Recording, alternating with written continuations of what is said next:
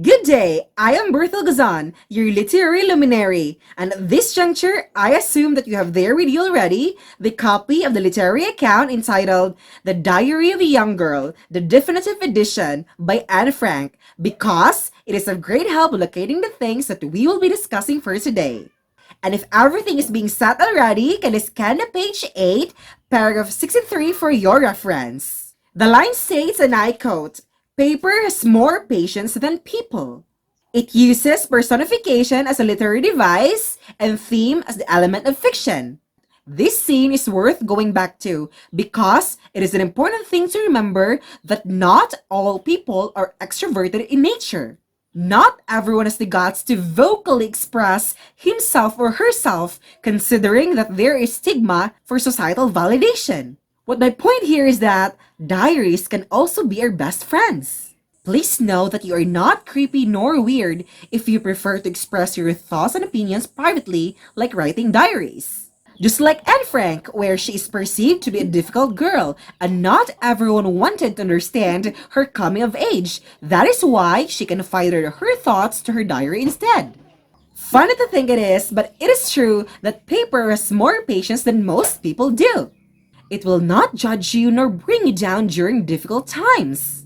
Even without feelings, but you can pour your heart with it. You can cry with it all you want as long as you wanted to, without minding that it'll become impatient with you being this emotional. Therefore, paper has more patience than most people do.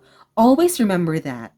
Moving on to the next special section. Kindly scan the page 15, paragraph 113 for your reference.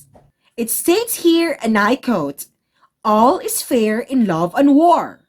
It uses mood as a literary device and theme as the element of fiction. This scene is worth going back to because we are born equal. Scratch the ideology of social stratification because we cannot deny the fact that people share the same common ground, and that is we are all God's creation.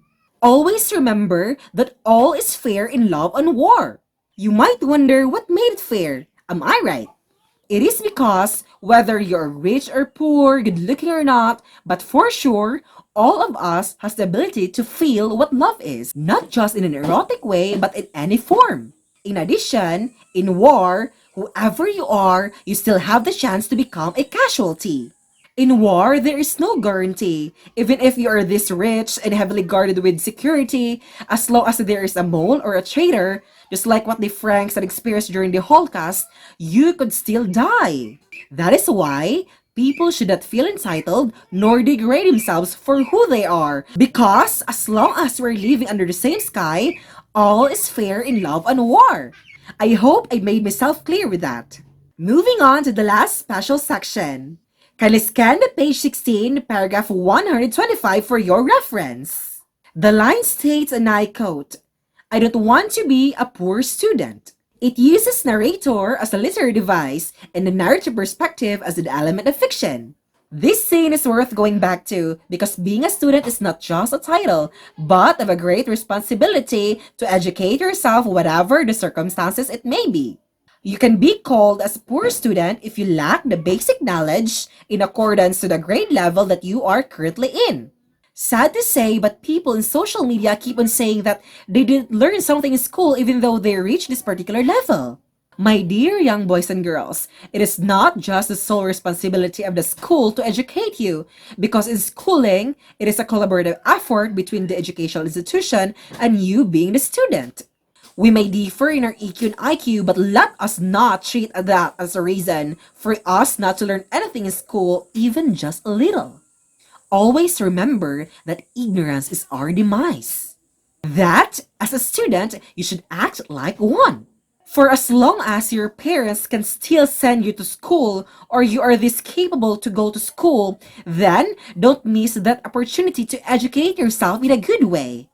For at the end of the day, blessed are those who do not want to become a poor student. Am I right? So let's move on to the writing style of the author. Anne Frank's writing style is linear and smooth, but with a reflective approach as a 13-year-old girl herself, the time that she wrote that diary.